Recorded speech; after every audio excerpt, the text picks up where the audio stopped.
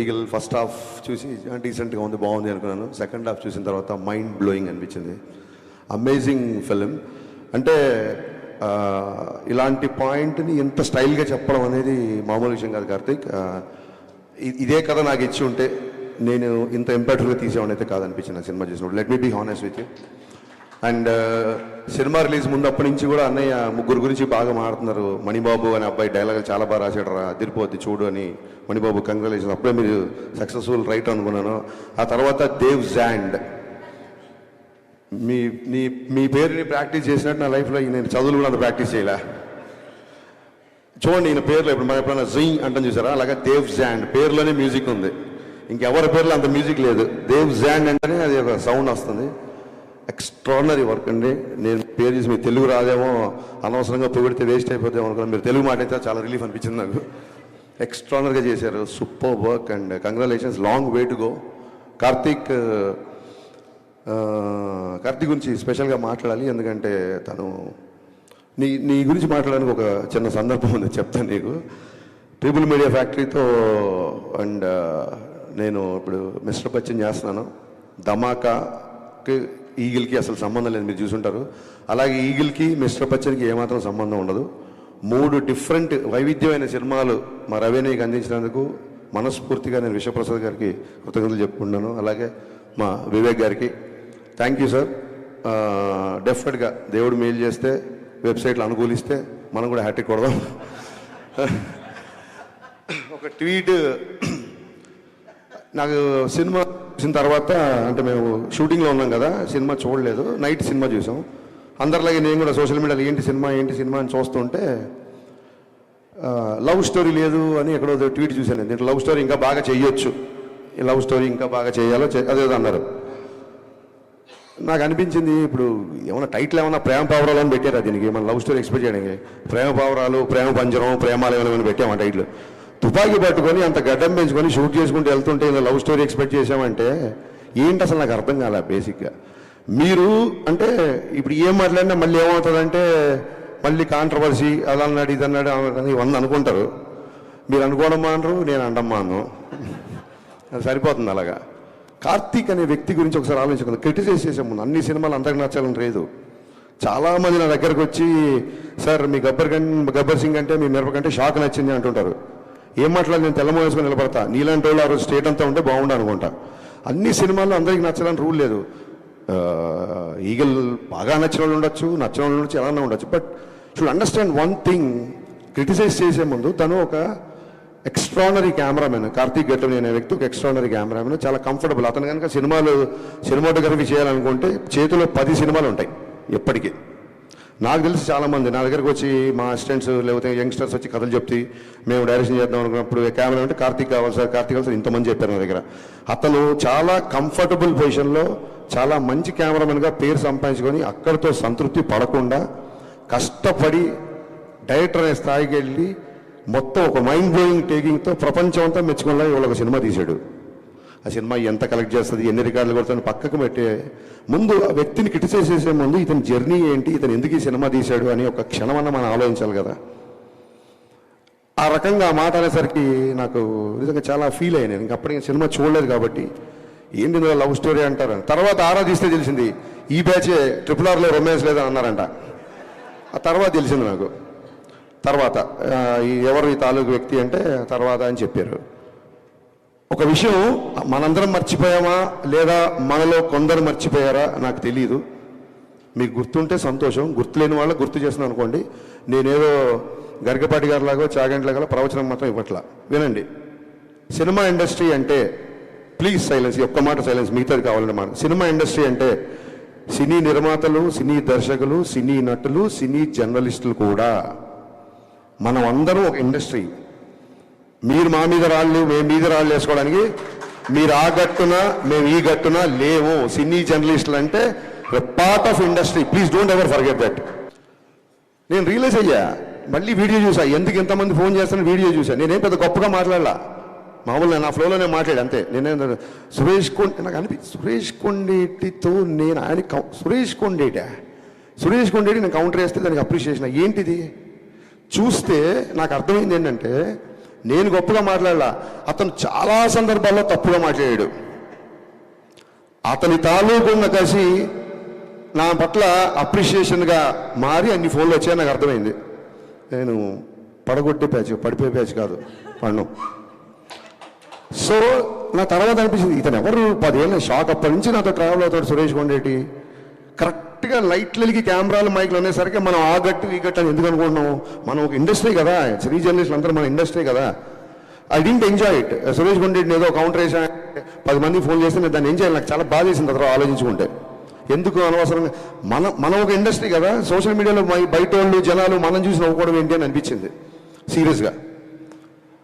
మేము ఏ political agenda లేకుండా సినిమాలు తీస్తున్నామని చెప్పట్లా, తీయాలి అని చెప్తున్నా. మేము ఒక వ్యాపారం చేస్తున్నాం. సినిమా ఫస్ట్ కళాత్మకత, రెండోది వ్యాపారం. నాకు రాజకీయ ప్రత్యర్థి పార్టీలు కూడా నా సినిమా చూడాలని కోరుకుంటా. అన్ని పార్టీల వాళ్ళు, కాంగ్రెస్ వాళ్ళు, టీఆర్ఎస్ వాళ్ళు, బీఆర్ఎస్ వాళ్ళు, బీజేపీ, వైసీపీ, నా సినిమా అందరూ చూడాలనుకుంటా. నేను ఒక వర్గాన్ని ఎందుకు దూరం చేసుకుంటా? నేను దూరం చేసుకునే ఆలోచన నాకు ఎందుకు ఉంటుంది? ఒకసారి నా ట్విట్టర్ హ్యాండిల్ చూడండి. పవన్ కళ్యాణ్ గారు క్లియర్గా చెప్పారు, your cinema director, stick to cinema. Janasena సంబంధించినవి కానీ, లేకపోతే ఇంకోటి సంబంధించినవి కానీ, లేకపోతే నా పద్ధతిలో అన్నారు కానీ మీరు ఎవరు రియాక్ట్ అవ్వాల్సిన అవసరం లేదు. మీ పని మీరు చేసుకుంటే చాలా క్లియర్గా చెప్పారు. ఎందుకంటే సినిమా చేస్తున్నప్పుడు ఆ సినిమా హౌస్ఫుల్ అవ్వాలనుకుంటాం. 10 మంది కాదు, 100 మంది, 1000 మంది, 1,00,000 మంది నా థియేటర్లో ఉండాలనుకుంటాను నేను. ఒక ప్రత్యేక ఎజెండా అంటే ఉండదు. నిన్న ట్వీట్ ఎందుకంటే బాధేసింది. అరే రెండో సినిమా చేస్తున్నాడు, మేము ఉన్నాం కదా బండబారిపోయి, మీ మాటలకి, మీ ట్రోలింగ్లకి, మీ అన్నిటికీ మా మీద అయ్యండి సెటర్లు, మేము రెడీ. అతను రెండో సినిమా, ఒక అద్భుతమైన కెమెరామెన్ ప్యాషన్తో ఒక సినిమా తీశాడు. ఇలాంటి రేటింగ్లు, ఇలాంటి నెంబర్లు, ఇలాంటి కామెంట్స్ మీకు నచ్చలేదు, వదిలేయండి. సంస్కృతిలో సామెత ఉంది, నభ్రుయాత్ సత్యం అప్రియం. అవతల వ్యక్తికి నచ్చని ఒక సత్యాన్ని కూడా చెప్పొద్దని ఒక సామెత ఉంది. మన ఇండస్ట్రీ కదా, మన వ్యక్తి కదా, వాడికి మీరు ఆకాశం మీద పెట్టకర్లా. ఏమైపోయిందంటే ఒక చిన్న లైన్ మిస్ అవుతున్నాం. క్రిటిసిజంకి, ట్రోలింగ్కి తేడా తెలియకుండా పోతుంది. విమర్శ వేరు, ఎద్దేవా ఎగతాళి వేరు. ఎవరో సోషల్ మీడియాలో ఫ్రస్ట్రేటెడ్ యూతో, ఫన్ కోసం చేసే యూతో ట్రోల్ చేస్తారంటే అర్థం ఉంది. మన రివ్యూలు కూడా, మన మనుషులు కూడా ట్రోలింగ్ స్థాయికి దిగజారిపోతున్నారు. అక్కడ బాధ చేస్తుంది. క్రిటిసిజంకి ఎవరు అనరే, ఇక్కడ హరీష్ శంకర్ ఈ సీన్ దగ్గర పట్టు తప్పాడు, ఇక్కడ డైరెక్షన్ బాగాలేదు, ఈ సీన్ సరిగ్గా రాయలేదు. అద్భుతమైన క్రిటిసిజం కదా, క్రిటిసిజం చేయండి. ఎత్తేవా ఉన్న ఎగతాళి స్థాయికి వెళ్ళిపోతుంది, అక్కడ బాధ చేస్తుంది. ఇవన్నీ జరిగిన తర్వాత ఏమంటారంటే, మళ్ళీ మైకి తీసుకున్నాడు, మళ్ళీ గట్టిగా మాట్లాడంటారు. ఖచ్చితంగా గట్టిగా మాట్లాడతాను. 4 ఏళ్ళు అయింది, సినిమా లేట్ అవుతుందని చెప్పి ప్రొడ్యూసర్ ఇంట్లో కూర్చొని తెల్లారుల వరకు మద్యం తాగాడు ఒక డైరెక్టర్. ఇతను పవన్ కళ్యాణ్తో బ్లాక్ బస్టర్ తీసి ఎంతకుముందు ఇంకెవరు? ఇది మళ్ళీ ఆడికి ధైర్యం ఉండదు, మొత్తం రాసిన ధైర్యం ఉండదు. ఒక షాడో పెట్టి పెడతాడు, దమ్ముంటే నా ఫోటో వేసి హరీష్ శంకర్ తెల్లారులు తాగాడని రాయి, దాని తర్వాత నేను కౌంటర్ వేస్తా.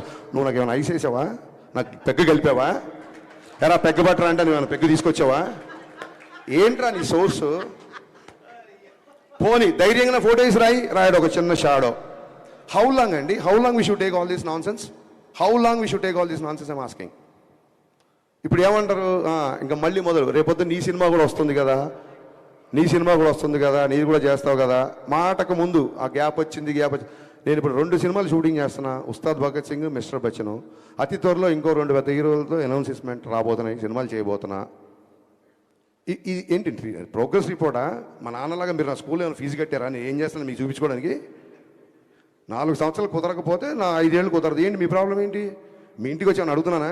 నా రెంట్ కట్టండి అన్నా, నన్ను ఇంకోటి చేయండి అను. సినిమా లేట్ ఉందని ఫ్రస్ట్రేషన్తో ఇదా? నాకు తర్వాత అనిపించింది, ఎక్కడో చదివా, హరీష్ శంకర్ తాగిన మద్యం గురించి మాట్లాడడం కాదు. మన మన మన మన వాడు ఎలా ఉంటారంటే, శ్రీశ్రీ రాసిన పద్యం కంటే కూడా శ్రీశ్రీ తాగిన మద్యమే ఎక్కువ ప్రాచుర్యం పొందిందని చెప్పాడు ఒక కవి. విపరీతమైన పర్సనల్ అటాక్. మేమేమన్నా గాంధీ మాత్రం చెప్పామో మీకు? విపరీతం అయిపోయింది. నాకు కార్తీక్ పరీక్షలో నేను ఆ విషయంలో చాలా ఫీల్ అయ్యా. రేపు మన సినిమాలు వస్తున్నాయి, రేపు పొద్దున ఖచ్చితంగా పీపుల్ మీడియా ఫ్యాక్టరీ విశ్వప్రసాద్ చాలా ఓపెన్గా చెప్పారు 100 సినిమాలు చేస్తానని. మేము అన్ని సినిమాలు చేస్తామని తెలియదు, ఎందుకంటే మీకు చూస్తున్నారు కదా 3-2 ఏళ్ళు పడుతుంది మరొక సినిమాకి. సో అన్ని సినిమాలు తీయొచ్చు, తీయకపోవచ్చు. ఒకసారి మా డైరెక్టర్ గ్రూప్లో రాఘవేంద్ర గారు ఏదో సినిమాకి 27 years 100 films 150 అనేది పెట్టారు. మేము అందరం కంగ్రాట్ చేసాం. నేను అన్నాను, మేము 100 yearsలో కూడా 27 సినిమాలు తీయలేమేమో ఇప్పుడున్న పరిస్థితులు అని చెప్పాను. ఇక్కడ నెంబర్ ఆఫ్ సినిమాలు వస్తాయి, మాలో విషయం ఉన్నంత వరకు మేము నిలబడతాం. ఆయన 100 సినిమాలు చేయడానికి వచ్చిన ప్రొడ్యూసరు. ఆయన 100 సినిమాలు తీద్దాం అనుకున్నప్పుడు ఎన్ని లక్షల మందికి వస్తుందో, ఒక ఒక దాన్ని ఏమంటారు, ఒక ఉపాధి వస్తుందో ఒకసారి ఆలోచించండి. సేవ్ టైగర్స్ కాదు, సేవ్ ప్రొడ్యూసర్స్. మనం మీడియా అవ్వచ్చు, మీరు అవ్వచ్చు, మేము అవ్వచ్చు. మేము కంపల్సరీ కాపాడు. 100 సినిమాలు తీసేవాడిని 50 తర్వాత పంపించేశారనుకోండి, మనకే 50 సినిమాలు రెవెన్యూ పోయినట్టు. రేపు మీ సినిమాలు వస్తున్నాయి, రాస్తారు, అది ఇది అంటారేమో. పర్టికులర్గా మళ్ళీ గుమ్మడికి వెళ్దాం కంటే అందరు భుజాలు అనుకోకండి. పర్టికులర్గా సదరు వెబ్సైట్కి చెప్తున్నా, మీరు ఏమన్నా రాసుకోండి. ఎందుకంటే ఈ ట్రోలింగ్లు మీకు కొత్తనేమో. సినిమా పుట్టాక వెబ్సైట్లు పుట్టాక సినిమాలు పుట్టాకే వెబ్సైట్లు పుట్టాయి. మేము ఇంట్లో నుంచి బయలుదేరి వచ్చే ముందు డైరెక్షన్ చేద్దాం అన్నప్పుడు ఫస్ట్ ట్రోలింగ్ స్టార్ట్ చేసింది మా అమ్మ, మా నాన్న. వీడి మొహానికి వీడు పెద్ద డైరెక్టరు అని. ఆ తర్వాత మా బంధువులు, మా ఫ్రెండ్స్, మా నేబర్స్, హరీష్ గారు పెద్ద స్పీల్బర్గ్ అంటారా, సినిమాలోకి వెళ్తానంటారా, ఈడో పెద్ద మండరత్నం అంటారా అని చెప్పి మాటలు అందరూ అన్నారు. ఈ ట్రోలింగ్లు మాకేం కొత్త కాదు. ఇప్పుడు మీరు చేసే ట్రోలింగ్ అసలు అప్పుడు ఏమీ లేనప్పుడే ట్రోలింగ్ చేస్తున్నారు. ఈ ట్రోలింగ్లు అన్నీ మాకు ఎప్పుడూ అయిపోయినాయి.